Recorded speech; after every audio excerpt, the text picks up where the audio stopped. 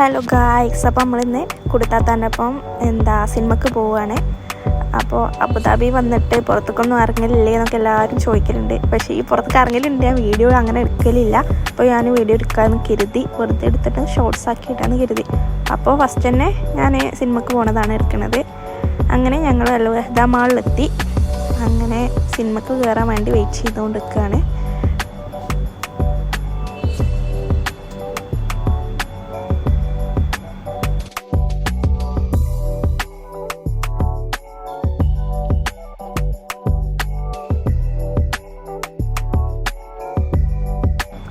അങ്ങനെ സിനിമ കഴിഞ്ഞ് ഞാനും കൊടുത്താദ്യം ഒരു 2 മണി ആയപ്പോഴാണ് ഇറങ്ങിയത്. പക്ഷേ 2 മണിക്ക് ആയപ്പോൾ ആൾക്കാരൊക്കെ പോയിന് കേട്ടോ.